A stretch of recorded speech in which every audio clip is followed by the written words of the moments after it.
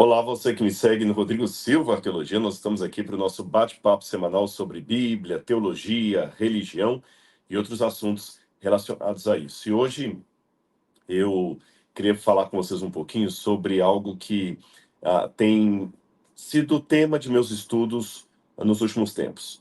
A questão da economia mundial. É lógico, eu não sou um economista, não sou especialista nisso, mas a gente se interessa em estudar essas coisas. E foi inevitável não fazer uma correlação entre coisas que estamos vendo e coisas que foram preditas no Apocalipse. Eu sei que no primeiro momento isso parece teoria da conspiração, parece alarmismo, ou até algum tipo de exagero religioso, teológico, mas eu garanto para vocês, não é. Então hoje eu queria falar um pouquinho sobre esse assunto com vocês, trazendo algumas fontes bíblicas, não bíblicas, para vocês entenderem como que os especialistas em economia mundial estão vendo para onde ruma o dinheiro da humanidade e especialmente os nossos empregos, tá bom? Antes de começar então esse assunto, eu quero dizer que você é muito bem-vindo. Se não é inscrito aqui no canal, se inscreva. Se gostar do conteúdo, deixe o seu like, deixe o seu comentário. Eles serão muito bem-vindos. Laura está aqui me ajudando. E vamos ver, tem pessoas para a gente poder cumprimentar, meu bem? Só cuidado com o gesto, de novo. Ah, tá. De novo, a gente não descobriu ainda como é que tira esses emojis que aparecem. Se eu faço assim, agora não apareceu, ó, tá vendo aqui, ó? Mas dependendo do jeito que eu fizer aqui, ele aparece fogos de artifício, aparece uma mãozinha dando like. Acho isso muito brega, para ser honesto. Mas aparece, eu não sei como é que tira aqui, tá bom? Se aparecer aí, vou tentar me policiar aqui. Mas vamos lá. Quem a gente pode cumprimentar hoje? Pergunta pessoal de onde eles são. Assim, é importante também dizer da onde que vocês são, para a gente poder também ter um mapeamento aí de onde as pessoas estão nos assistindo, tá bem? Da França. Tem da França, qual que é o nome aqui? Da França eu já perdi. Perdi, foi muito rápido. De Angola, também tem alguém da França aí. Quem é da França, manda de novo, tá bom? De Angola. Valéria, nutricionista, de São Lourenço, Minas Gerais. Muito bem, Valéria. Que Deus abençoe sua vida, viu? De Angola também eu não peguei o nome, acho que não falei. Claudinei de Arapongas, no Paraná. Quem mais aí nós temos? Davi, de Ohio, Estados Unidos, Columbus, Ohio, Estados Unidos. Olá, Davi, tudo bem? Muito obrigado por estar conosco aqui, viu? Eu fico até feliz. Estão subindo rápido os comentários aqui, olha. Felipe de Manaus, Felipe Pantoja, BH, qual que é o nome? Eldrian. Deus Atena. Que tá É Deus Atena, né? Mas o nome tá Eldrian. Cristiane. Fortaleza aqui. Criston, de Fortaleza, no Ceará. Também Vila Velha Grácia, de Vila Velha, Espírito Santo. Pontal do Paraná. Marci Olivier, de Portal do Paraná. Muito obrigado por estar conosco aqui também. E mais um ou dois aí, para a gente poder já começar. Jailton, Feira de Santana, perto lá de Salvador, perto de Cachoeira de São Félix, onde eu estudei lá na FADBA, que na época era o IAN. Rolante. E Rolante aí, qual que é o nome? Gilson de Rolante. Já estive em Rolante também no Rio Grande do Sul. E é muito bom estar com vocês aqui, meus queridos. Muito obrigado mesmo. Falou que é amigo do Bertotti. Olha, tem um aí que a Laura falou que é amigo do Bertotti, que está aí, viu? Bertotti, para quem não sabe, o Rodrigo Bertotti é o nosso diretor aqui de marketing, de várias coisas que a gente faz aqui, com a ajuda do Rodrigo Bertotti. Mas está subindo. Fabrício, também da Inglaterra, é amigo do Bertotti lá, olha, tá bom? Tá aí, Fabrício, eu vou mandar o seu abraço para ele lá também, tá certo? Estão perguntando se você é mineiro. Uai, já respondi. Eu e Laura. E olha que coincidência, já que vocês perguntaram, eu e Laura nascemos no mesmo hospital. Que é outra coincidência, esse hospital, durante um tempo, foi de um grande amigo meu, Dr. Milton Afonso, fundador da Golden Cross, e quando eu nasci nesse hospital, ele não era do Dr. Milton. Quando a Laura nasceu, ele era do Dr. Milton. Depois o Dr. Milton vendeu de novo. Então nós nascemos no mesmo hospital, o Hospital Belo Horizonte, ali na Avenida Antônio Carlos. Quem é de BH sabe onde é isso, né? Olha as coincidências da vida aí. Gente, eu fico muito feliz por estar com vocês e nesse momento eu quero fazer uma oração porque com certeza precisamos de paz no nosso país, sabedoria, estamos vivendo tempos de turbulência, especialmente do ponto de vista político, do ponto de vista das questões mundiais aí, a guerra de governos, pessoas que estão angustiadas. Nós precisamos de muita oração e muita sabedoria nesse mundo caótico, né? De tantas vozes aí. Então, quero convidar vocês nesse momento a inclinar o rosto e falarmos com Deus antes de abrirmos a sua palavra e estudarmos esse assunto hoje. Vamos orar?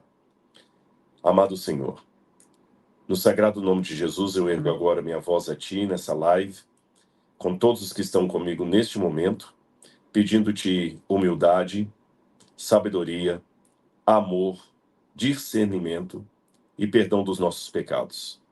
Que a Tua graça esteja conosco a cada instante, querido Deus. Em Teu nome nós oramos. Amém.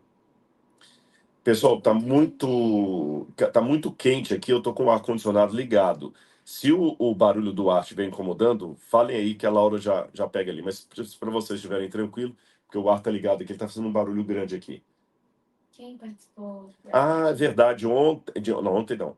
De sábado para domingo, nós tivemos uma noite no museu. Se tiver gente aí que participou, eu queria até que comentasse no testemunho. Eu fiquei muito feliz. Havia pelo menos umas 10.500 pessoas inscritas, mas esse número depois, porque entre os que estavam inscritos, havia, por exemplo, igrejas inteiras, não inteiras, mas pelo menos assim, com 70, 80 pessoas, que a igreja ficou aberta a noite inteira para transmitir a noite no museu, que a gente começou 8h30 da noite e terminou... Aí, ó, de novo, olha o joinha aparecendo lá, tá vendo? Olha, a noite no museu começou, agora ele não aparece, ó, começou 8h30 da noite e fomos até o raiar do dia, cerca de 5h30 da manhã, mais ou menos quase 6 horas da manhã. Começamos à noite e terminamos com o raiar do dia. Disse que assistiu o tour a noite inteira. Ó, Meire, e ela é da onde? Ela falou de onde ela é? Não sei. Meire, muito obrigado aí. Olha, a Meire assistiu. Se tiver mais gente que assistiu, e gente, foi uma bênção nesse sentido, porque, como eu falei, olha, só de igrejas que eu sei que reuniram dezenas de pessoas para participar, a Ana Vieira também, houve igreja metodista, igreja batista, igreja Assembleia de Deus, e mais de uma batista, mais de uma Assembleia de Deus, igreja adventista, igrejas que reuniram em lugares diferentes do Brasil, só de países. Havia pessoas de 17 diferentes países assistindo. E ao todo passaram pela live cerca de 30 mil pessoas, se não me engano é isso? 20? Não, mais de 30 mil. Mais de 30 mil pessoas passaram pela live. Glória a Deus por isso, tá bom? Tem gente que não conseguiu assistir, mas para ficar ligado... Bom, tem gente aí que tá falando, poxa, eu não consegui assistir. Então, a Laura também me falando aqui, fique ligado que essa semana nós vamos divulgar o meio. A live ficou gravada, vai passar por um processo de edição e a gente vai divulgar um meio aí de quem não assistiu poder assistir também. Não vai ser ao vivo, mas vai poder acompanhar depois aí, tá certo? Foram centenas de peças arqueológicas explicadas ali à luz da Bíblia. Bom, vamos ao assunto de hoje então. Se você estiver com sua Bíblia aí, eu quero convidar você a abrir comigo no capítulo 13 do Apocalipse. Sempre que falo de Apocalipse, capítulo 13, vem alguns sentimentos que eu não gostaria que vocês tivessem nesse momento. Um sentimento é o sentimento do... lá vem teoria da conspiração. Só saber, o pessoal reclamou do barulho do ar? Não, né? Lá vem teoria da conspiração. Lá vem sensacionalismo. Então, por favor, tire isso, porque eu não vou fazer dessa live um momento de sensacionalismo, tá bom? Confie em mim, por favor, dê-me esse voto de confiança. Outro sentimento que eu não quero que vocês tenham: pânico, desespero. Agora acabou tudo, o que nós vamos fazer? Não. O Apocalipse é um livro que está na Bíblia. Então, é um livro que deve ser estudado. É um livro que ele serve para nos nortear acerca do que vai acontecer no mundo. Algumas coisas que a Bíblia fala podem parecer ridículas, banais, porém não são. Só para você ter uma noção, em Isaías capítulo 13, verso 19, fala o seguinte: Babilônia, a joia do... Estou com o texto aberto aqui. Babilônia, a joia dos reinos, glória e orgulho dos caldeus, será como Sodoma e Gomorra, quando Deus a transtornou. Babilônia seria como Sodoma e Gomorra. Hoje, Se você for ao Iraque, você vê o cumprimento dessa profecia de Isaías ao pé da letra. Babilônia se tornou um monturo de pedras. Eu tenho fotografias, eu dou palestras sobre a arqueologia babilônica. A Babilônia só foi redescoberta em 1899 por Robert Koldewey, e um alemão, e ele demorou 14 anos explorando as ruínas da Babilônia. 14 anos. E você vê as fotos assim, só pedra e pedra e pedra. Parece que alguém jogou uma bomba atômica ali e arrasou a cidade. Hoje, eu olho desde um ponto de vista posterior e vejo claramente o cumprimento da profecia de Isaías. Mas você sabia que quando Isaías falou que Babilônia cairia, isso soou tão ridículo aos ouvidos dos seus contemporâneos, como se hoje eu falasse que a China vai virar uma colônia da Etiópia. Imagine se hoje eu falasse aqui nas redes sociais assim: a China se transformará em colônia da Etiópia e os chineses vão trabalhar como escravos para os etíopes. Se eu falar isso hoje, parece uma coisa tão sem sentido que dificilmente eu vou encontrar um sociólogo, um historiador ou até mesmo um teólogo que vá validar as minhas palavras. Parece uma coisa sem sentido algum. Não estou profetizando que isso vai acontecer, não, gente. Estou apenas dando um exemplo de quão ridículo foi aos ouvidos dos contemporâneos de Isaías aquilo que ele falou, que a Babilônia, joia dos reinos, glória dos caldeus, seria como Sodoma e Gomorra. E, para piorar, Isaías falou isso. Eu estou preparando agora uma palestra sobre a época da transição da Assíria para a Babilônia. Eu estou com esse assunto muito fresco na cabeça, com alguns artigos que eu tenho lido aí, algumas descobertas recentes. Quando Isaías falou isso, a Babilônia estava começando a crescer e se tornar o apogeu do mundo. Ou seja, não tinha sentido algum o que Isaías estava falando. Então, há muitas profecias bíblicas que podem parecer ridículas durante o presente momento, mas elas se mostram tremendamente acuradas depois de um espaço de tempo. Esse exemplo que eu dei com Isaías, eu poderia dar com dezenas de outras profecias bíblicas que pareciam ridículas quando foram escritas ou pronunciadas pelo profeta e se mostraram fidedignamente cumpridas posteriormente. E assim também para mim é com relação ao livro do Apocalipse. Você sabe que Apocalipse fala que haverá um anticristo. A palavra anticristo não aparece no Apocalipse, mas ela é usada pelo Evangelho, pela carta de João, o mesmo autor do Apocalipse.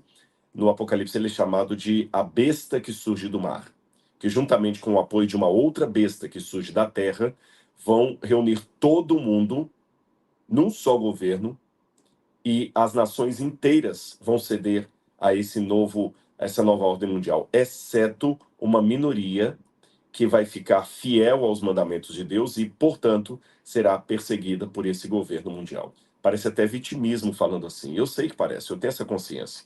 Eu vou ler o texto bíblico para vocês.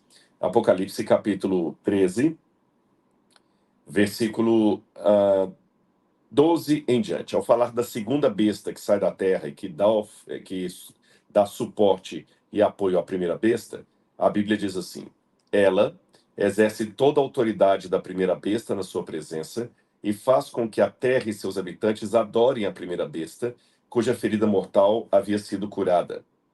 Também opera grandes sinais, de maneira que até faz descer fogo do céu sobre a terra diante de todas as pessoas. Seduz aqueles que habitam sobre a terra, por causa dos sinais que lhe foi permitido realizar diante da besta, dizendo aos que habitam sobre a terra que façam uma imagem à besta, aquela que foi ferida à espada e sobreviveu.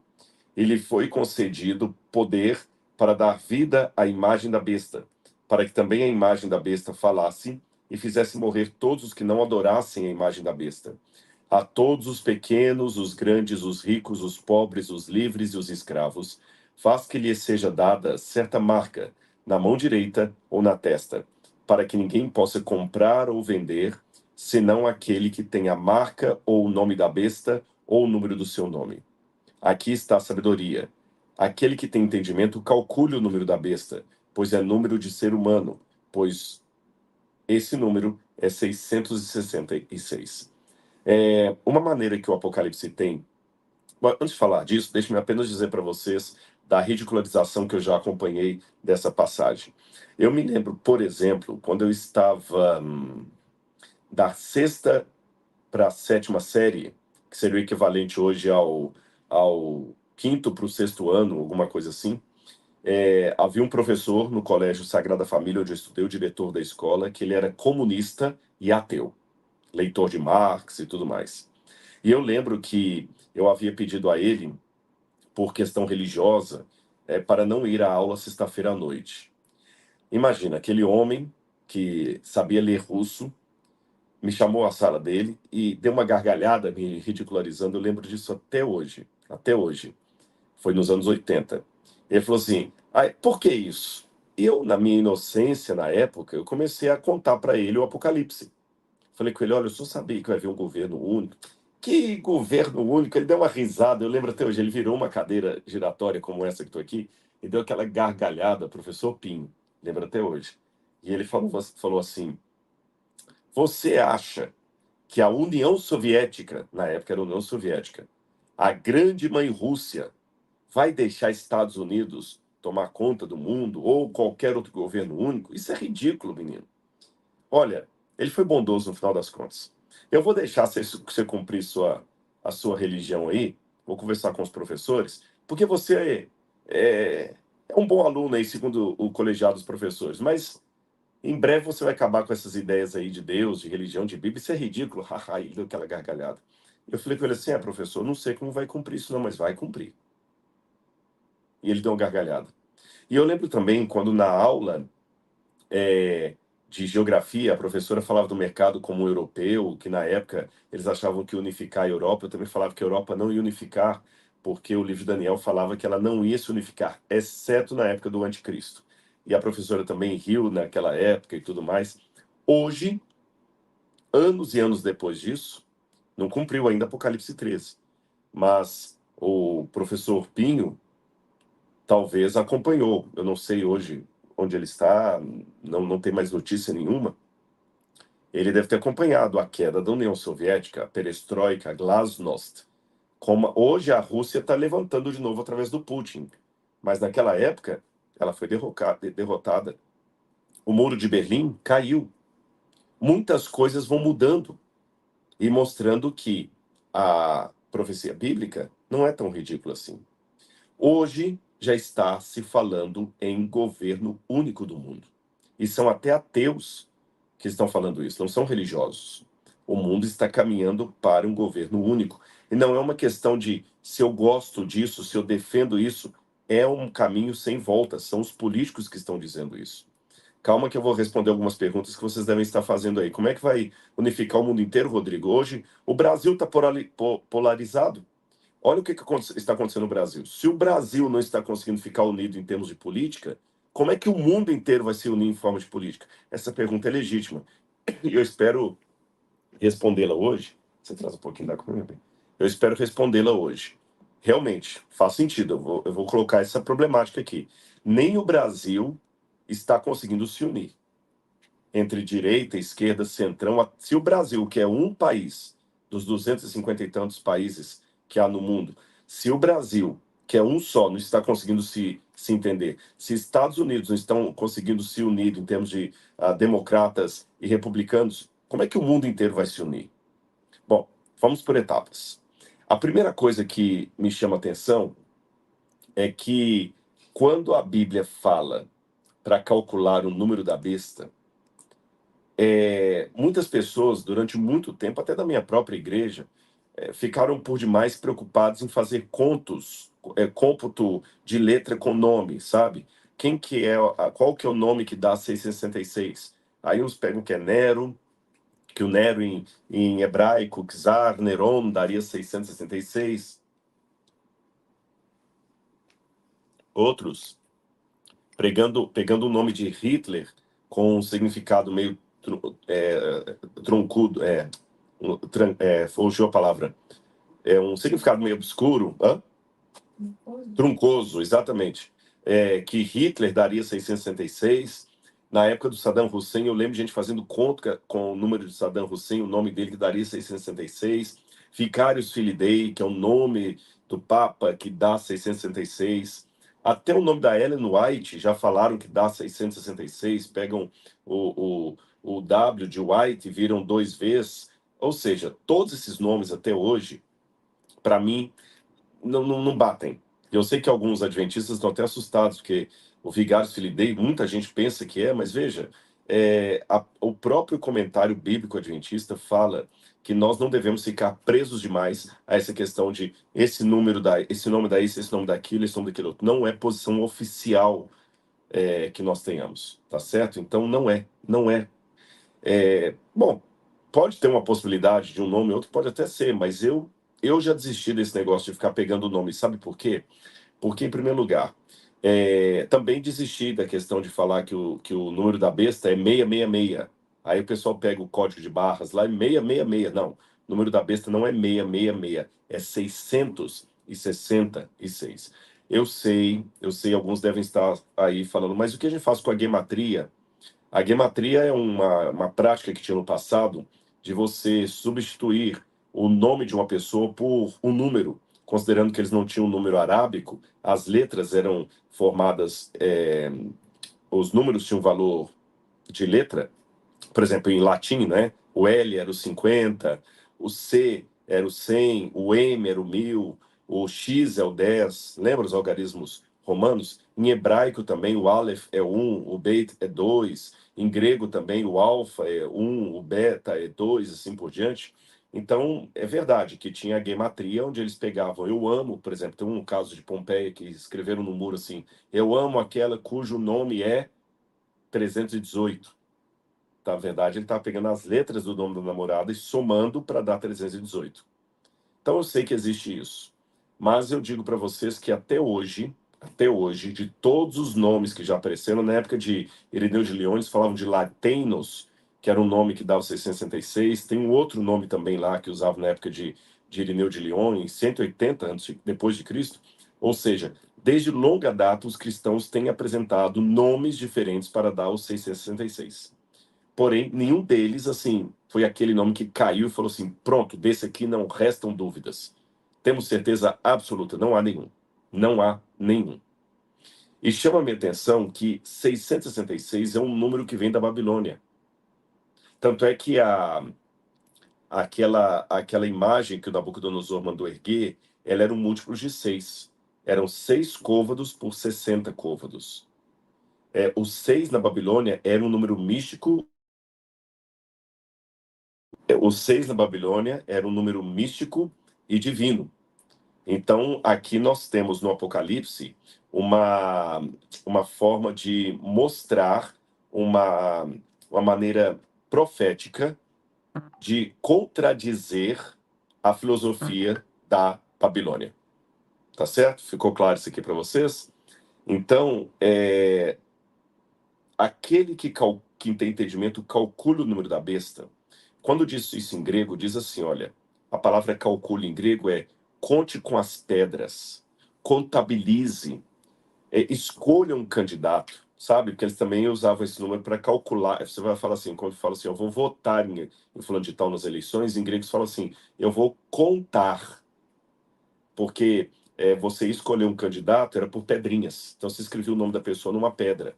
Então você contava, e eles contavam quantas pedras cada sujeito teve para ele. Aí, ó, quem vota no fulano, por exemplo, na época da democracia grega, quem vota no fulano coloca pedrinhas aqui. Quem vota no Beltrano coloca pedrinhas aqui, igual o voto. Então eles contavam as pedrinhas. Então contar significa também escolher um candidato, contabilizar o feito, dar uma importância ao número. Esse é o sentido de contabilizar em grego que o apóstolo João escreve.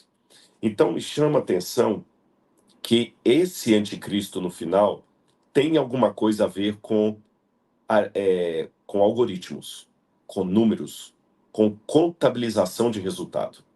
E isso é tão forte em termos econômicos que a própria profecia diz que não vai poder comprar nem vender a não ser aquele que tem a marca da besta e o número do seu nome. Então é economia mesmo. Este anticristo futuro, ele vai lidar com a economia mundial. E ele vai unificar o mundo. Então, que coisas eu posso aprender aqui com relação a essa profecia da marca da besta, que eu acho que isso aqui será ponto de consenso entre qualquer intérprete do Apocalipse. Protestante, católico, evangélico, não importa. Primeiro ponto, seja a besta quem for, ela será um poder universal. Não tem como fugir disso. Diz que todos os povos da terra vão adorar a besta. Então vai ser uma ordem mundial. Número 2, não será necessariamente um governo de ditadura, porque diz que os povos vão se maravilhar seguindo a besta. Então vai ser um governo de sedução, mais do que ditadura. Será um governo mundial, um governo de sedução. Terceiro, um governo que vai unificar as práticas políticas e econômicas da humanidade. Porque fala que não vai poder comprar nem vender, senão aquele que tem a marca da besta. Quarto, é um governo que vai se contrapor à adoração ao Deus verdadeiro. Como é que eu sei disso? Porque aqui fala que toda a terra se maravilhou, que o capítulo 13, versículo 3. E toda a terra se maravilhou seguindo a besta e adoraram o dragão porque deu sua autoridade à besta e também adoraram a besta. Então aqui a gente vê uma liturgia do mal, uma contrafação à adoração a Deus. E os que vão ficar fiéis são aqueles que não vão aceitar adorar outro lugar de Deus.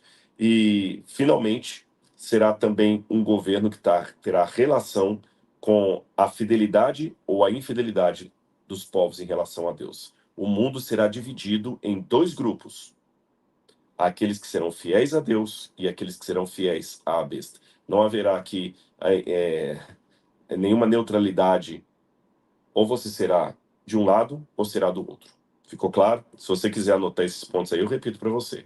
Será um governo mundial que unificará a política e a economia. Não será um governo ditatorial, ele será um governo de sedução. Ele se contraporá à adoração ao Deus verdadeiro e dividirá o mundo entre aqueles que são fiéis a Deus e aqueles que não são. Isso está bem claro, tá certo? E tem alguma coisa a ver, como eu falei, com economia, com política e tudo mais. Agora, para quem acha que eu estou aqui com teoria da conspiração, eu li um artigo científico, eu li vários, mas esse aqui que eu quero citar para vocês, ele foi publicado no European Journal of International Relations. Esse aqui é um jornal, é uma revista científica indexada.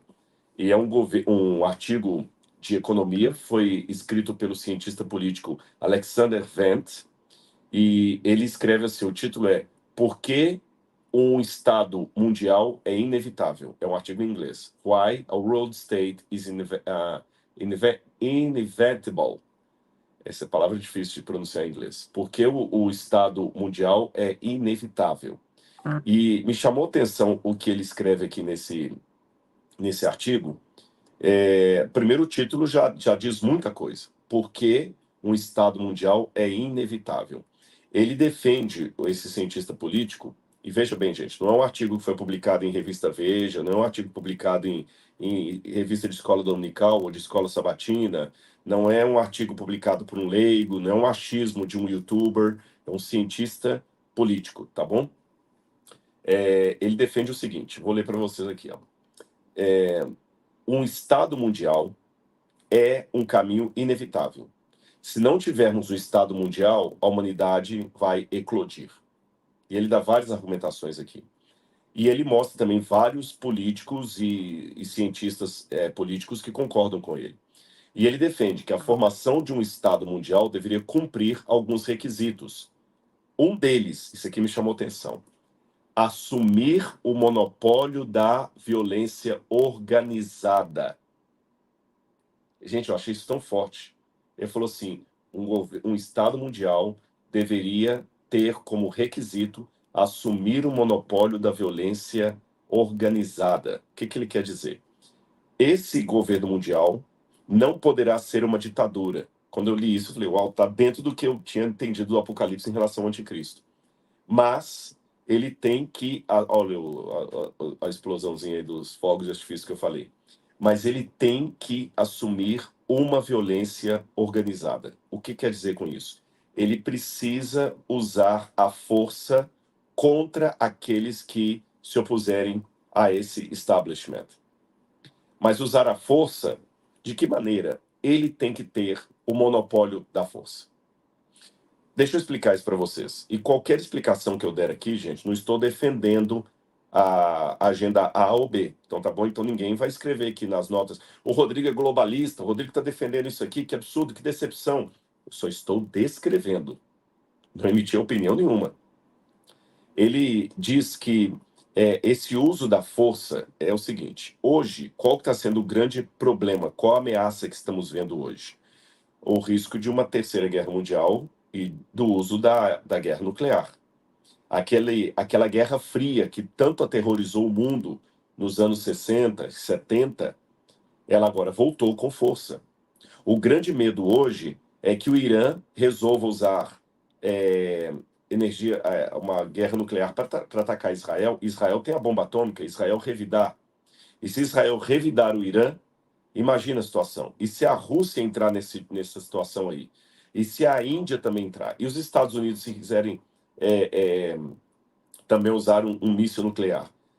Ora, hoje nós temos armas com potência nuclear 1000 vezes maior, 5.000 vezes maiores do que a bomba que arrasou Nagasaki e Hiroshima.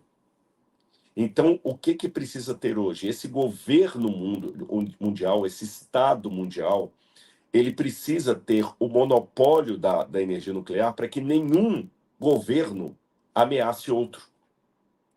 Então ele fala, eu sei que isso soa a descrição de um governo ditador, ele fala, mas não é a situação que precisamos. Ele fala, esse governo tem que ter o uso exclusivo da força. E ele também tem que conquistar a legitimidade perante a comunidade global. E aí ele também trabalha a longo prazo o que ele diria que seriam 3 mudanças que deveriam acontecer no sistema mundial antes que esse governo possa se consolidar, esse governo único. Primeiro, criar uma comunidade de segurança universal, ou seja, um sistema de resolução de disputas que seja acima de qualquer governo. Então aí tem que acabar com o nacionalismo. Segundo, estabelecer uma resposta unificada a crimes e ameaças mundiais. E terceiro, constituir uma autoridade supranacional de forma que as decisões tomadas sejam obrigatoriamente aplicadas a todos os países, a todos os estados. E esse governo não pode ser a União Soviética, perdão, não pode ser a ONU, porque a ONU já perdeu sua moral.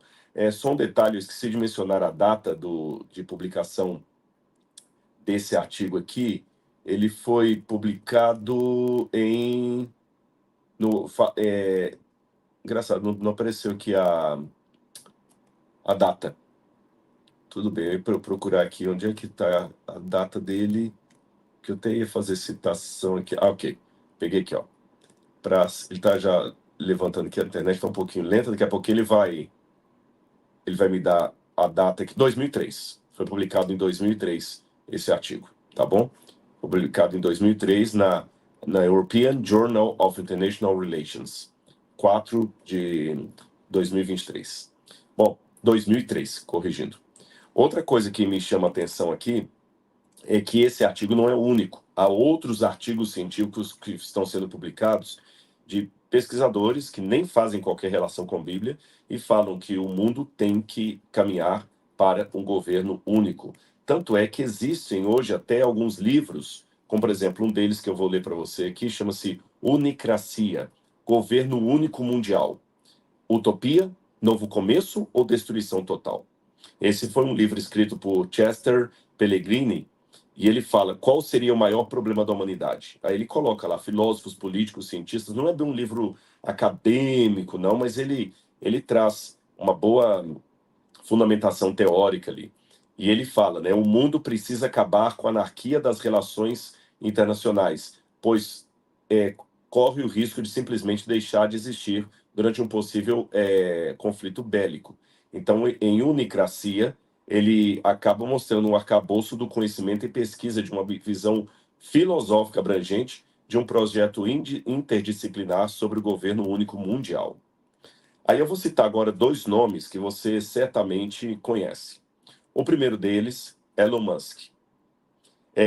O Elon Musk, em 2017, ele participou de um encontro de segurança nacional, onde ele fez uma declaração que todo mundo ficou assustado. E essa mesma declaração voltou a ser feita por ele agora em novembro de 2023, quando ele estava conversando com vários empresários e políticos da Inglaterra, inclusive alguns deles até árabes também que estavam presentes ali.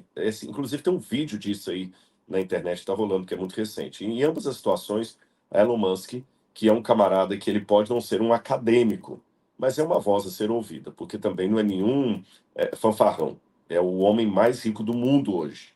O homem que provou que ele pode. Ele não é apenas um vendedor de sonhos, assim. Não, ele realmente é um camarada que provou. Aquele sul-africano aí que mudou o mundo. E hoje o Elon Musk é uma voz que ele chega no país, o presidente vai lá recebê-lo. Poucos empresários têm essa força. Então, eu acho que é uma voz que merece ser ouvida. E ele coloca bem claro que o mundo tem que caminhar para um governo único.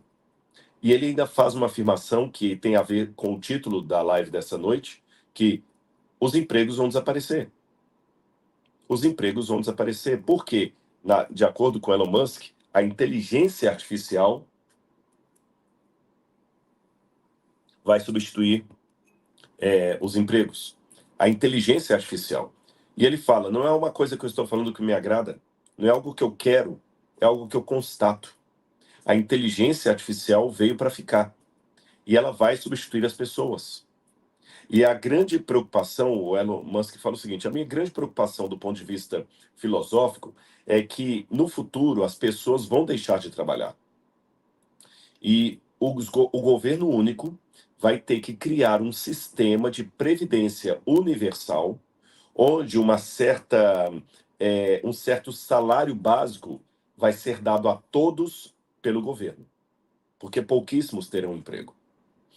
Só para você ter uma noção que Elon Musk não está falando bobagem, se há dúvidas ainda a respeito de algum, eu fiz uma pesquisa aqui, eu descobri, por exemplo, eu peguei esse dado aqui também do... Aí, gente, eu tinha pegado a fonte agora e sumiu. Deixa eu ver se eu vou achar aqui. Eu vou pegar aqui a fonte disso aqui. Bom, então o Elon Musk fala do auxílio global, mas aqui diz o seguinte, olha, quase 25% dos empregos deverão ser interrompidos nos próximos 5 anos. Aqui achei a fonte, ó. Fórum Econômico Mundial, o Fórum Econômico Mundial, publicou isso no dia 2 de maio de 2023. Quase 25% dos empregos atuais deverão ser interrompidos nos próximos 5 anos. E a inteligência artificial poderá desempenhar um papel fundamental. Para mapear o futuro do trabalho nos mais altos níveis, o McKinsey Global Institute considera a potencial procura de mão de obra, a combinação de profissões e a competência das mãos de obras que serão necessárias para esses empregos. E a análise de 8 países mostrou que pelo menos 40% da população, 60% da população mundial não terão emprego nos próximos decênios. Hoje, nós temos um outro dado, agora já é de outra fonte aqui, 1 em cada 16 trabalhadores poderá ter que abandonar sua profissão até 2030. Serão mais de 100 milhões de trabalhadores nas 8 economias estudadas. E parece até que a pandemia acelerou isso. Então, por exemplo, o que eles estão percebendo? Hoje, tem muitas profissões que são da maioria das pessoas que não haverá no futuro. Por exemplo, um balconista de supermercado. Você sabe que hoje tem muitos supermercados nos Estados Unidos, o Walmart, o Costco e vários outros, mesmo no Brasil, que você já não vai mais na fila do balcão, você já vai passando o produto por conta própria, indo com a maquininha, mesmo no Brasil. Começou nos Estados Unidos, mas mesmo no Brasil. E agora já tem outros supermercados surgindo que mostram que esses já são obsoletos. São supermercados em que a pessoa vai lá e existem câmeras em todo o supermercado e a pessoa vai ter o seu reconhecimento de rosto pela inteligência artificial. Ele entra no supermercado, a inteligência artificial pega o meu rosto, já sabe que sou eu. Automaticamente ela já começa o processo. Eu entro com o carrinho, ela vê o meu rosto, já entra no sistema do meu banco ali. Eu entro no supermercado, eu pego essa caneta, eu coloco ali no carrinho. Quando eu tirei a caneta da gôndola e joguei no carrinho, ele automaticamente já debitou na minha conta lá o valor daquela caneta. Da minha conta ou do meu cartão de crédito. Daí eu pego também esse controle aqui, coloquei lá. Aí eu desisti de comprar o controle. Eu tiro o controle do carrinho e devolvo para a gôndola, automaticamente ele já faz o estorno ali da minha conta. Isso tudo é feito automaticamente enquanto eu estou passando ali com o carrinho. Quando eu sair do supermercado com o carrinho, eu nem vou passar os produtos por nenhum caixa eletrônico, por autoatendimento. O banco já sabe quanto que eu gastei naquele supermercado, automaticamente já sai no meu relógio ou no meu celular. Olha, você tem isso aqui debitado tranquilo, não tem nem vendedor, nem balconista, nem empacotador, nem segurança nesse supermercado. Imagine só uma situação dessa. Quantos desempregados isso significa? Agora o e-commerce está fazendo com que as lojas virtuais cresçam cada vez mais, de modo que, onde é que vai ter o vendedor? Postos de gasolina nos Estados Unidos há décadas que não usam frentista. Imagina no Brasil também, daqui a pouquinho, o posto de gasolina ser automático ali, com a inteligência artificial, você não precisa do frentista. Eu sei que há vozes contrárias a isso que o Elon Musk prevê. Por exemplo, Mustafa Suleyman, cofundador da DeepMind, ele desafia o Elon Musk. Ele fala, não, eles querem, são organizações que estão indo contra a inteligência artificial, querem refrear a inteligência artificial e propor que não percamos emprego. Mas eu não sei se essas organizações, como a DeepMind, vão ter força política e econômica para suplantar a força da inteligência artificial. Então, até que eu tenha novos dados, eu acho que o Elon Musk está correto no que ele está dizendo. E não é só ele, não. Yuval Harari. Yuval Harari escreveu aquela trilogia, né? Homo Sapiens, Homo Deus e Lições para o século XXI. E o Yuval Harari, ele fala algo muito parecido com o Elon Musk. Ele fala que, primeiro, nós estamos caminhando para o fim dos nacionalismos. E nós temos a expectativa de que haverá, de acordo com o Yuval Harari, um governo mundial unido, e o Yuval Harari até dá essa data.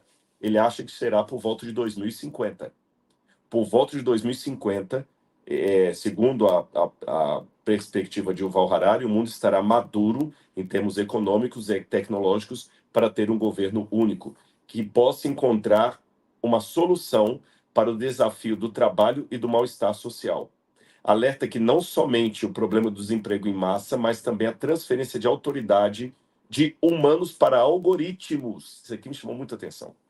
Quando Yuval Harari, no Lições do século XXI, fala da transferência de autoridade humana para algoritmos, isso também ficou muito forte para mim, porque aquele que tem entendimento calcule o número da besta, o algoritmo da besta. Não poderá comprar e nem vender.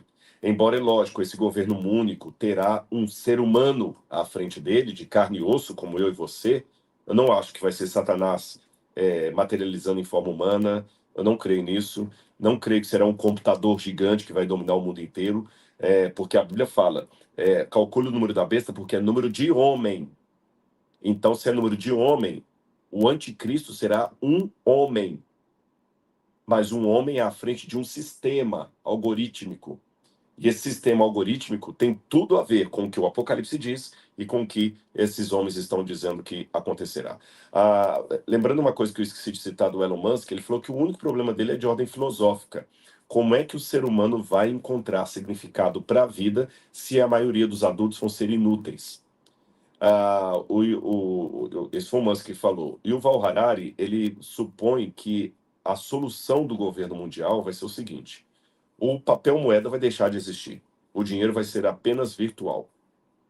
Não haverá mais cartão eletrônico físico, não haverá mais digitar senha. Você vai ser o seu próprio banco. Como assim? Através do olho, da íris do olho, do rosto, reconhecimento facial.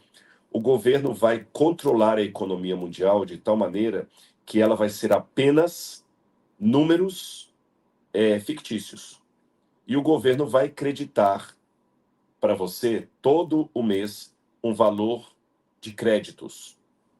E você vai gastar aqueles créditos da melhor maneira que você achar. E você não vai precisar trabalhar. Mas se eu não precisar trabalhar, como é que vai ser a economia mundial? De onde vai vir o lucro? Bom, esse governo único vai dominar as tecnologias de tal maneira que qualquer produção de riqueza vai para o bem comum. Será quase, não necessariamente igual, quase que um socialismo global. É isso que eles estão prevendo. Quase um socialismo global, onde todo mundo deverá ter a sua vida financeira atrelada a um sistema global. Isso é o que esses homens estão falando. Meus queridos, se o que esses homens, repito, não são sensacionalistas, não é gente, não é youtuber aí falando bobagem, não, é gente que pensa. Elon Musk, Yuval Harari, considerado uma das maiores personalidades. Eu poderia citar vários outros aqui também. O próprio o Steve Jobs, antes de morrer, falava isso também. Ou seja, são muitas vozes de pessoas intelectuais falando que estamos rumando para um governo único. Esse governo único ele vai suprimir os nacionalismos, mas não significa que o mundo vai deixar de ser dividido. Isso é interessante. Eles preveem que as pessoas vão continuar tendo as suas preferências sexuais, religiosas, políticas, esportivas, mas elas vão se unificar em que sentido? Assim como o mundo ficou unido na época da pandemia. Lembra na época da pandemia?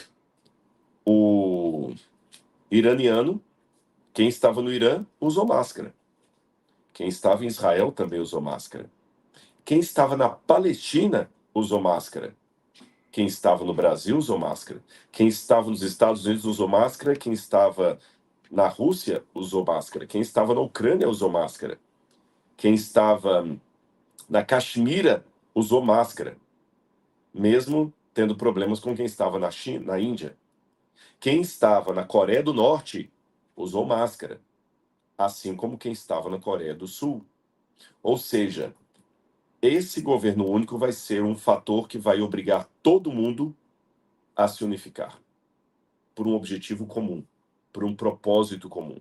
Mesmo se odiando, vão se unificar por um propósito comum. Como político, sabe que às vezes um político odeia o outro, mas na época da eleição os dois se juntam? É mais ou menos isso que vai acontecer, de acordo com esses prognósticos. Agora, depois que eu li tudo isso, vamos ver se isso coincide com o que a Bíblia fala. A Bíblia diz exatamente isso, que o mundo vai caminhar para um governo único, onde ninguém vai poder comprar e nem vender, senão aquele que tem a marca da besta ou o número do seu nome. Então, eu não acho que essa marca da besta vai ser algo visível, que vão colocar debaixo da testa ou tatuar aqui na testa das pessoas. Não, não. É algo espiritual, mas que tem repercussão no mundo material. Aqueles que forem fiéis a Deus, de acordo com o Apocalipse, são aqueles que guardam os mandamentos de Deus e têm o testemunho de Jesus. Eles vão ficar no mundo de tal maneira que eles não vão poder comprar e nem vender. E eu me perguntava isso quando eu estudava o Apocalipse no passado, como é que um governo único vai proibir alguém de comprar ou vender se a pessoa tem dinheiro? Hoje o governo não consegue controlar nem o dinheiro sujo que é depositado em bancos das Ilhas Caimã, ou em paraíso fiscal. A lavagem de dinheiro está aí, o dinheiro do narcotráfico. Como é que vai controlar isso? E se eu tiver um bolo de dinheiro na minha mão, quem vai perguntar se eu tenho marca da besta ou não quero? A pessoa quer lucro. Se uma pessoa aceita dinheiro sujo de traficante, ele não vai aceitar um dinheiro que alguém tem Então, a maneira que eu tenho de sobreviver à marca da besta é guardar dinheiro dentro do colchão. Esse era o meu pensamento antigo. Porém, se a economia mundial transformar todos os valores monetários apenas em valores virtuais, como criptomoeda, por exemplo, que tem um lastro, mas o dinheiro já não é mais em espécie, é apenas valores que são transferidos de uma conta para outra, aí o governo vai ter como controlar quem gasta, quem vende, quem compra, quem poupa, quem economiza, porque tudo estará unificado. Ninguém precisará mais fazer declaração de imposto de renda, porque a própria inteligência artificial vai fazer isso sozinha. Ou seja, eu não digo que a besta do Apocalipse é a inteligência artificial, não é. Mas que a inteligência artificial possa estar a serviço desse futuro governo, isso sim. Eu não digo que o anticristo e a besta do Apocalipse serão um grande computador, mas que os computadores no final poderão estar a serviço do anticristo, sim. Eu não digo que o anticristo é a internet, mas que a internet possa estar a serviço dele, sim. Aí você pode perguntar, Rodrigo, o que a gente faz para sobreviver a esse governo mundial? Bom, se eu fosse um especialista em economia, eu ia dar para você aqui agora sugestões de como você pode guardar o seu dinheiro para nessa época não ficar pobre. Se eu fosse um especialista em mercado de trabalho, eu poderia dar uma série de sugestões para você aqui. Olha, você vai ter que ter uma pivotagem, você vai ter que estar preparado para vários trabalhos. Eu poderia falar que a profissão do seu filho ainda nem existiu, como é que você pode educar o seu filho para não ficar desempregado no futuro. Eu posso falar como é que você pode sobreviver à nova ordem mundial em termos econômicos. Mas como eu não sou economista, não sou especialista em RH, não sou especialista em geopolítica, nem em ciência política, qualquer sugestão que eu desse seria ridícula. Ou pelo menos seria apenas uma impressão de um leigo.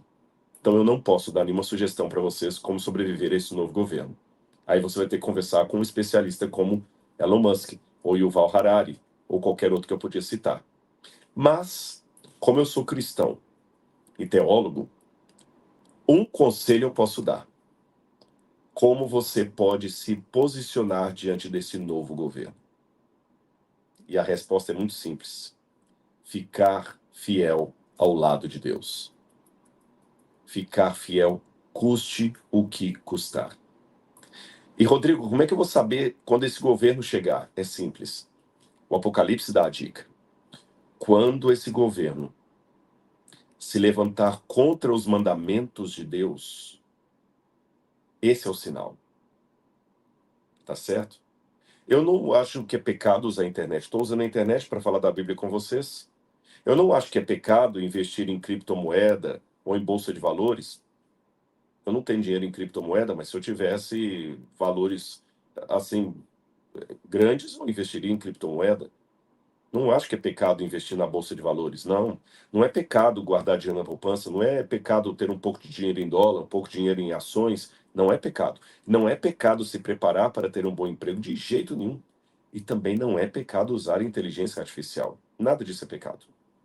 Agora, eu estou atento a esse sinal.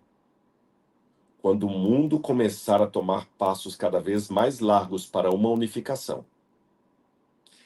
e essa unificação implicar em que eu quebre qualquer um dos mandamentos de Deus para ficar bem na fita, aí eu tenho que tomar a minha posição, mesmo que eu seja perseguido por isso. Esse é o sinal.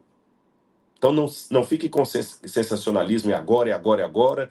O Yuval Harari deu 2050 para o mundo tão unificado, então é 2050, é agora. Não, eu não tenho a data da volta de Jesus, eu não sei. Pode ser ano que vem. O meu desejo é que Jesus voltasse esse mês. Mas eu não sei. Jesus pode voltar em 2024, 2025. Jesus pode voltar em 2030. Eu só sei o seguinte: eu estou atento aos sinais dos tempos. A cada passo que o mundo dá em direção a um globalismo, eu fico atento. Por enquanto, só atento. Mas o dia que esse globalismo se efetivar, e demandar qualquer postura minha que exija quebrar os mandamentos de Deus, aí eu serei rebelde. O único momento da Bíblia em que eu estou livre para desobedecer a uma ordem governamental é quando o governo exigir algo que vá contra o mandamento de Deus. Olha bem, se você olhar aqui o livro de Pedro, olha como Pedro diz que devemos agir em relação aos governos. Isso aqui é um conselho interessante para os cristãos. Eu vou ler para vocês aqui, olha. Olha como Pedro fala que devemos agir em relação aos governos. Eu vou ler para vocês. Ora, quem há de maltratá-los se vocês forem zelosos e na prática do bem? Mas mesmo que venham a sofrer por causa da justiça, vocês são bem-aventurados. Não tenham medo das ameaças, nem fiquem angustiados. Pelo contrário, santifiquem a Cristo como Senhor no seu coração, estando sempre preparados para responder a todo aquele que pedir razão da esperança que vocês têm. Mas façam isso com mansidão e temor. Puxa, isso aqui é tão forte. Tem muita gente aí na internet defendendo a Bíblia, mas eu não vejo defendendo com mansidão e temor. Eu vejo defendendo com ira, com ódio, com cuspe na boca. Defendam com mansidão e temor, de boa consciência, de modo que naquilo que falam mal de vocês, fiquem envergonhados esses difamadores, aqueles que difamam a boa conduta que vocês têm em Cristo. Então Pedro deixa bem claro, olha, quem vai maltratar vocês se vocês fizerem alguma coisa errada? E ainda que façam isso, glorifiquem a Deus.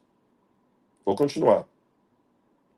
Pois também Cristo padeceu uma única vez, pelos pecados, o justo pelos injustos, para conduzir vocês a Deus, mortos sim na carne, mas vivificado no Espírito. Então, Pedro fala aqui para nós sermos fiéis, termos mansidão na palavra, estarmos prontos para responder e de boa consciência. E ele continua dizendo aqui mais ainda, como é que nós também deveremos tratar em relação às autoridades constituídas. Eu quero pegar também esse texto de Paulo, só um minutinho que eu vou pegar essa passagem para vocês aqui.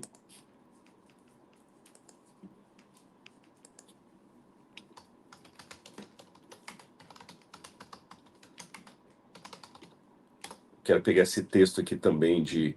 Bom, tem Romanos, mas eu não quero ler Romanos agora, não. Eu quero ler a 1 Pedro 2, versículo 13. 1 Pedro 2, versículo 13. Vou ler para vocês aqui, olha. Versículo 13. Por acaso, por causa do Senhor, estejam sujeitos a toda instituição humana, quer seja o rei, como soberano, quer seja as autoridades como enviadas por ele, tanto para castigo dos malfeitores como para o louvor dos que praticam o bem. Porque assim é a vontade de Deus, que pela prática do bem vocês silenciem a ignorância dos insensatos. Quando Pedro escreveu isso aqui, sabe quem era o imperador de Roma? Nero. Um homem que perseguiu tantos cristãos que alguns teólogos até pensaram que Nero que seria a besta do Apocalipse. E é quando Nero estava no poder que Pedro fala, por causa do Senhor, estejam sujeitos a toda instituição humana. Isso não significa que você tem que ter sangue de barata, isso não significa que você tem que aceitar qualquer coisa, ser idiota, ser gado. Não significa isso. Mas significa que você tem que mostrar pelo seu exemplo e sua fidelidade a Deus quem você é, mais do que pelo grito de justiça. Romanos capítulo 13 também tem o mesmo conselho que é dado a respeito de como devemos agir em relação às autoridades e ao mundo em redor. Romanos capítulo 13. Que todos estejam sujeitos às autoridades superiores, porque não há autoridade que não proceda de Deus, e as autoridades que existem foram por ele instituídas. Paulo não está falando aqui só da autoridade da igreja, não. De um modo geral. Assim, aquele que se opõe à autoridade resiste à ordenação de Deus, e os que resistem trarão sobre si a mesma condenação. Porque os magistrados não são para temor quando se faz o bem, e sim quando se faz o mal. Você quer viver sem medo da autoridade? Faça o bem e você terá o louvor dela, pois a autoridade é ministro de Deus para fazer o bem. Mas se você fizer o mal, então tenha medo. Aí alguém pode falar assim, Rodrigo, mas se fosse então, suponhamos que a autoridade, um juiz está aí sendo corrupto, me machucando e tudo mais, é para eu sujeitar também? A própria Bíblia fala isso, tanto Paulo como Pedro. Se vocês sofrem fazendo o que é correto, deixem estar. Deus vai trazer juízo a toda obra. Então, assim, procure o seu direito dentro da lei. Isso é bíblico. Procure o seu direito dentro da lei. Se o meu vizinho está me incomodando com um som muito alto, eu tenho o direito de, depois de conversar com ele e ele não atender, de madrugada, eu tenho o direito de ligar para a polícia e pedir, olha, vem aqui que meu vizinho está me incomodando. Estou dentro da lei. Tá certo? Se alguém me deu o calote, comprou algo e não pagou, eu estou dentro da lei de procurar um advogado e processá-lo. Eu estou dentro da lei, não há nenhum problema disso. Mas se mesmo dentro da lei eu sou injustiçado, quantas pessoas perdem causas judiciais de maneira injusta? Eu lembro uma vez um amigo meu, que era advogado, falando que ele ficou irritado quando ele perdeu uma causa de uma mulher que perdeu a guarda de 3 filhos para um homem que não valia nada só porque ela não tinha o dinheiro que ele tinha e ele era amigo do prefeito da cidade, e o prefeito fez todo o arranjo para que um juiz fosse colocado lá para julgar o caso ele já entrou para essa audiência sabendo que o juiz estava comprado. E a mulher perdeu a guarda das 3 crianças. Acontece isso. Injustiças acontecem no mundo. A questão é como eu devo lidar com elas. Fazendo o bem, sendo fiel a Deus. É o que a Bíblia diz em todo instante. Olha como começa o livro de Daniel. Daniel começa assim: no terceiro ano do reinado de Joaquim, rei de Judá, veio Nabucodonosor, rei da Babilônia, a Jerusalém. O Senhor lhe entregou nas mãos a Joaquim, rei de Judá, e os utensílios da casa de Deus que Nabucodonosor levou para o seu templo. Olha como é que Daniel via a história. Nabucodonosor era o algoz, era o inimigo, era o tirano, aquele que humilhou o povo de Israel, que humilhou os judeus, aquele que roubou do templo as coisas sagradas. Mas Daniel não começa o relato dessa história do ponto de vista pessoal. No terceiro ano do reinado de Joaquim, veio Nabucodonosor e me tirou da minha família, me arrancou da minha mãe e do meu pai. Não, Daniel não é vitimista. Olha como Daniel trabalha a história. O Senhor lhe entregou nas mãos a Joaquim, rei de Judá. Alguns podem ouvir isso e falar, Rodrigo, você não é um pouco comodista? Não, não é. A prova que não é comodista é que os profetas da Bíblia foram as pessoas mais ativas na história. Tanto é que eles denunciaram reis. Olha João Batista denunciando Herodes. Os profetas não eram acomodados. E os profetas também não eram vitimistas. Mas os profetas bíblicos, e mesmo não sendo um profeta bíblico, eu acho que eu tenho que imitar o profeta nesse sentido, eles tinham uma filosofia de história superior. Olha Daniel. Ele não começa o relato do seu livro a partir do seu sofrimento. O Senhor lhe entregou nas mãos a Joaquim, rei de Judá. Nabucodonosor veio e tirou tudo de nós, mas se ele fez isso é porque o Senhor permitiu. Depois que Daniel mostra a sua visão de história, mesmo que Nero esteja no comando, o Senhor permitiu, eu não vou perder essa confiança. Isso é crer na soberania de Deus. A segunda coisa que Daniel fala é: alguns dos utensílios da casa do Senhor, Nabucodonosor levou e colocou na casa do tesouro do seu Deus na Babilônia, na terra de Sinar. A segunda coisa que Daniel descreve é a tristeza de ver como Nabucodonosor estava mexendo nas coisas da religião judaica, nas coisas que eram tão preciosas para Daniel. Só depois de afirmar a soberania de Deus na história e priorizar a dor da perda de valores religiosos, é que Daniel começa a contar o que ele e seus companheiros estavam passando. Como é que você conta a história? Como é que você conta uma indignação? Você começa primeiro falando do seu problema? Então tem alguma coisa errada. Se você começa a reclamar ou a contar qualquer história falando primeiro do seu problema, tá errado. É lógico, se você vai procurar um advogado, você tem que começar falando do seu problema, senão por que você foi ali? Se você vai no médico, você fala, doutor, eu tô ouvindo aqui porque eu tô sentindo uma dor de estômago. Não tem problema, você tem que falar da dor de estômago, você não vai primeiro gastar o tempo do médico contando, o senhor permitiu, não é isso. Em situações coloquiais, só falar do seu problema, é lógico. Mas em termos de filosofia de vida, a primeira coisa que você deve ter em mente antes de esboçar qualquer comentário, qualquer interpretação da história é: se isso aqui está acontecendo, o Senhor permitiu. Por uma razão que eu não entendo, mas o Senhor permitiu. Segundo, depois de admitir a soberania de Deus na história, preocupe-se com as coisas de Deus. Em terceiro lugar, você vai falar de você. Você está chateado com o governo? Como é que você expressa para amigos, para irmãos de igreja, a sua chateação do governo? Você fala primeiro das suas convicções? Ou você primeiro demonstra que, seja lá quem estiver no poder, o Senhor permitiu? Ele estabelece reis e remove reis. Depois que você admite isso, você está preocupado com o que esse governo, esse mundo está fazendo que possa comprometer a educação de jovens cristãos? As pautas que estão sendo defendidas? Depois de preocupar com as coisas de Deus, aí você pode começar a preocupar com para onde vai o seu dinheiro, para onde vai o seu emprego, como é que você vai pagar a gasolina que está cada vez mais cara. Aliás, deixa eu até dizer, gente, que todas essas coisas que eu estou apresentando para vocês aqui, que permeiam a Bíblia, eu conto muito disso também no curso A Bíblia Comentado com Rodrigo Silva, que, aliás, corrigindo, já não é só um curso, hoje é uma plataforma. E ali eu estou comentando todos os livros da Bíblia, mas não apenas... Por que eu lembrei disso aqui agora? Porque por mais que eu dê nessas aulas do Bíblia Comentada noções de arqueologia, de teologia, de grego, hebraico, de contexto histórico, eu procuro também nas aulas fazer aplicações para o presente, porque senão a profecia bíblica não tem sentido. Até na descrição desse vídeo aqui eu vou deixar o link para aqueles que ainda não são meus alunos. Se alguém está me assistindo é aluno do Bíblia Comentada, dê seu testemunho se você está satisfeito com o conteúdo, porque eu quero ensinar mais de Bíblia, mais de Bíblia, mais de Bíblia, mais de Bíblia, mais de Bíblia. E já que eu quero ensinar mais de Bíblia, com essas reflexões que eu fiz, eu volto para Apocalipse 13. Nós estamos na iminência de um governo único.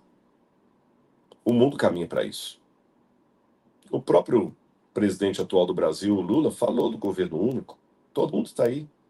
O mundo está falando, você tem Banco Global, você tem a Unicef, mesmo que essas agências mundiais não estão hoje mais resolvendo os problemas mundiais, mas elas são um sinal de que o mundo tem que ir para uma situação global. É o Banco Mundial, no passado falava do FMI. Então, o mundo está caminhando para um governo único. Então, eu vou colocar aqui em pauta a filosofia do profeta Daniel. Se o mundo está caminhando para essa natureza, é porque o Senhor está permitindo. Seja quem for que esteja no comando, o Senhor está permitindo. Segundo, o que isso pode implicar para o povo de Deus, para o conhecimento da Bíblia Sagrada, por exemplo. E em terceiro lugar, aí eu preocupo com a minha vida.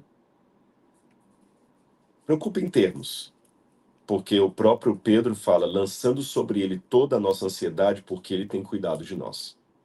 Então não cai agora no sensacionalismo, ficar marcando data para a volta de Jesus, é daqui a 5 anos, daqui a 3 anos, não. O mundo tem condições, tem vídeo meu na internet que você pode resgatar, que eu falei isso aí, que o mundo hoje tem condições políticas e econômicas para montar todo o esquema de um governo único, conforme o Apocalipse 13 prevê, em uma década.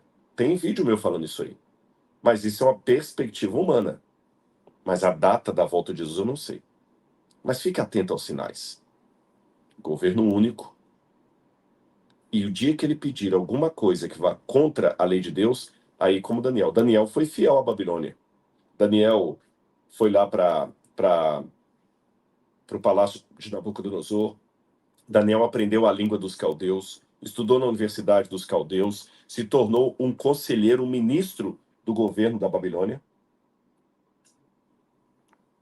Exerceu bem as suas funções a ponto de ser elogiado pelo governo.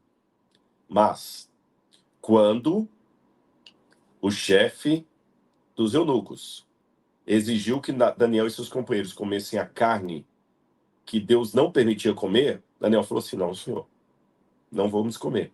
Nos dê vegetais e água. Quando o governo da Babilônia exigiu que todos se prostrassem diante da imagem de Nabucodonosor, os 3 companheiros de Daniel falaram: nós não vamos prostrar, pode nos mandar para fornalha ardente. Quando a Pérsia exigiu que quem não adorasse o rei fosse lançado na cova dos leões, Daniel falou: eu vou para a cova dos leões. E só para você ver que no Apocalipse realmente a questão da adoração a Deus e da fidelidade aos mandamentos é forte, abra a Bíblia comigo em Apocalipse 13. Existe uma coisa aí em teologia, eu vou explicar isso também na Bíblia Comentada, que chama-se Leitmotiv. Leitmotiv é uma expressão, um termo alemão que significa aquela palavra que costura. São teólogos biblistas que perceberam que na Bíblia, às vezes, você sabe quando termina e começa uma unidade literária pela palavra que costura aquilo ali. Por exemplo, Paulo às vezes está falando da lei e da graça. Essas duas palavras ficam brincando ali em vários versículos da Bíblia. Depois Paulo muda e começa a falar da justificação. Aí você consegue perceber, é como se fossem capítulos que o próprio autor coloca no livro, mas de uma maneira diferente de como nós trabalhamos hoje. Olha como é que começa aqui o Apocalipse 13. Ele começa, na verdade, esse 12, 13, essa divisão em capítulos é posterior. João não dividiu o Apocalipse assim. Então a gente tem que olhar a unidade literária um pouco acima disso. Quando João tem a visão do capítulo 12, aliás, do capítulo 11, ele começa assim, olha.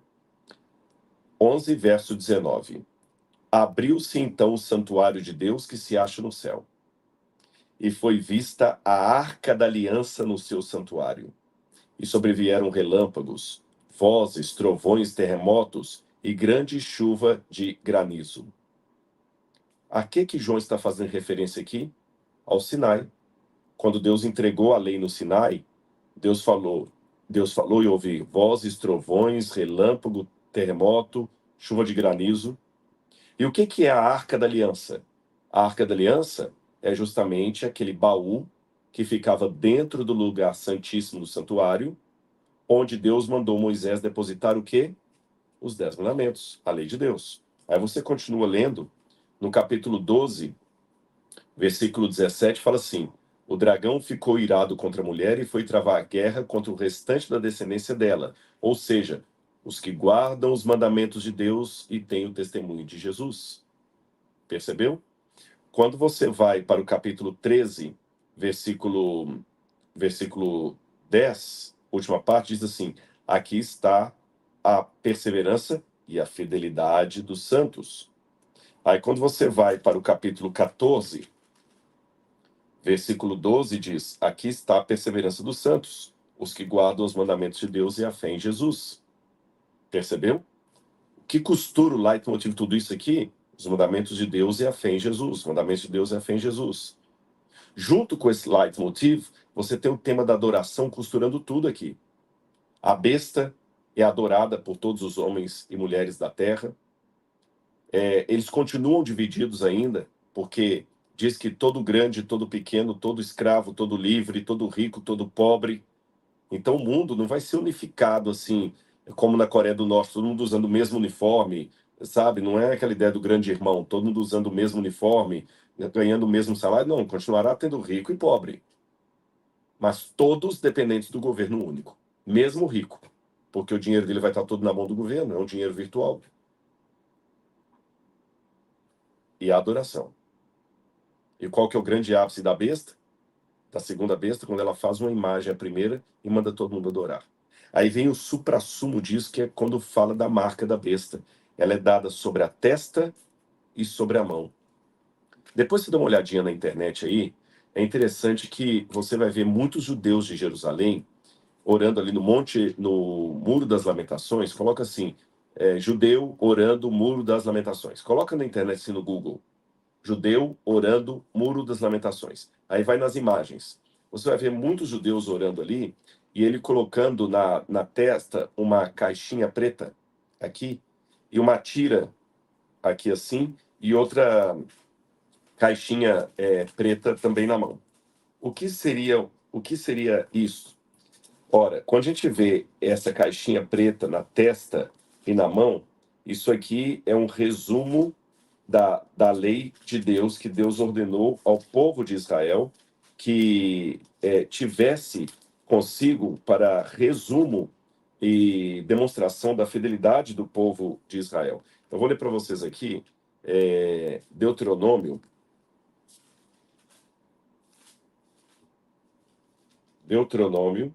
capítulo 6, versículo 4 em diante, diz assim: Escute, Israel, o Senhor nosso Deus é o único Deus.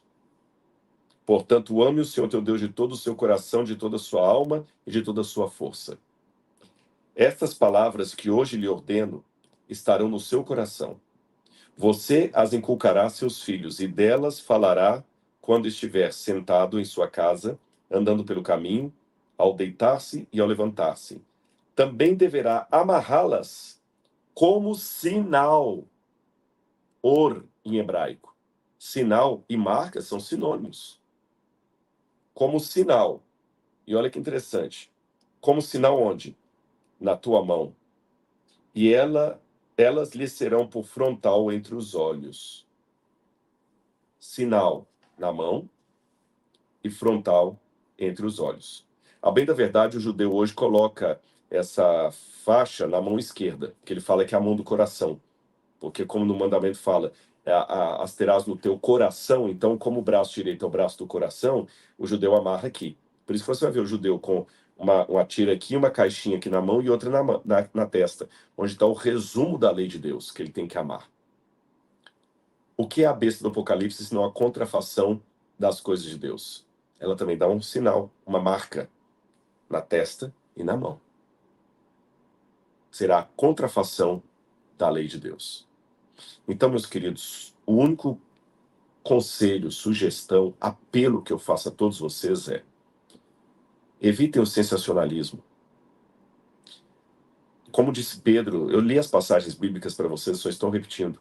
Falem sempre a verdade com segurança, prudência e mansidão. Sem tom acusatório, sem ficar gritando, sem ficar esbravejando, com mansidão. Fale a verdade com amor pelo seu semelhante. Ore por quem persegue você. Peça a Deus que mude o coração dele ou dela. Não é fácil, eu sei que não é. Vocês estão achando que eu sou santo? Eu não fico até com a consciência doendo quando eu tenho vontade de meter um martelo na cabeça de uma pessoa. Eu agradeço a Deus porque eu não fiz aquilo. O Rodrigo Carnal quer meter um martelo na cabeça de meia dúzia aí. O Rodrigo Carnal agradece a Deus porque eu não sou forte nem jogador, lutador de jiu-jitsu. Não tinha batido nos 4. Mas o Rodrigo Carnal agradece a graça de Deus que me ajuda a fazer coisas que pelo velho homem não faria. Responda com mansidão. Tenha no seu coração os mandamentos de Deus. Jesus falou: se me amais, guardareis os meus mandamentos, e eles não são penosos. Continue usando a internet, a inteligência artificial, com parcimônia, com sabedoria. Continue investindo na bolsa de valores, trocando de carro, procurando um melhor emprego. Continua lutando para que seu filho tenha um diploma na mão. Ore a Deus, entregue seus filhos. Ter prosperidade não é pecado. Se fosse pecado, Deus não daria prosperidade a Jó, a Salomão, a Abraão, que se tornou um homem riquíssimo. Não é pecado ter prosperidade, não é pecado ter um bom carro, uma boa casa. Mas é pecado idolatrar essas coisas. Mantenha também sempre essa tríplice visão da história. Em primeiro lugar, a soberania de Deus. O Senhor lhe entregou nas mãos a Joaquim, rei de Judá. Segundo, preocupe-se com as coisas de Deus. Buscar em primeiro lugar o reino de Deus e a sua justiça. E as demais coisas vos serão acrescentadas, disse Jesus. E em terceiro lugar, preocupe-se consigo mesmo. Preocupe-se no sentido de, fique atento, mas lance sobre ele toda a sua ansiedade, porque ele vai cuidar de vocês e de mim também. Não cairá um fio de nossa cabeça sem que Deus permita. E quando essas coisas estiverem acontecendo, disse Jesus em Lucas, ergamos a nossa cabeça, felizes porque a nossa redenção se aproxima. E fique atento. Leia os jornais, ouça, veja a Bíblia, veja o que as pessoas estão dizendo e veja o movimento dos governos mundiais. Sem estresse, sem desespero, sem histerismo. Estão caminhando para um governo único? Interessante, interessante. Enquanto o governo não der uma ordem que desacate a lei de Deus, eu serei o melhor cidadão de todos. Se amanhã o governo exigir que eu tenha que pagar o dobro de impostos, eu não vou fazer isso feliz. E vai me trazer um grande prejuízo. Mas eu vou pagar o dobro de imposto. É bíblico. Eu tenho que fazer isso, daí a César o que é de César. Mesmo que ele seja Nero, eu vou dar um imposto. Tá certo? Se o governo amanhã der uma lei, eu tenho um carro aqui em casa e a Laura, nós dois temos 2 carros. Na verdade, não tem um carro, ela tem outro. Os 2 carros são dos 2. Mas a gente precisa ter 2 carros, porque às vezes a Laura trabalha num canto, eu estou para outro, eu estou para São Paulo, e a Laura tem que ficar aqui, eu preciso de 2 carros. Mas suponhamos que o governo amanhã dê uma lei, fala assim, não, agora no Brasil vai ser o comunismo, cada um vai ter um carro só. Eu vou me desfazer de um carro, vou ficar com um carro só. Por que eu vou obedecer o governo? Bom, porque ele não deu nenhuma ordem que me leve ao pecado. Ele só falou que agora eu tenho que ter um carro só. Eu vou obedecer. Por que eu vou obedecer? Porque Jesus falou para obedecer. Tá certo? Ele não falou para eu orar pelo governo apenas se o governo for Salomão. Ore pelo rei se for Davi. Não. Quando eles falaram para obedecer os governos, era Nero que estava no poder. Então é isso que eu vou fazer.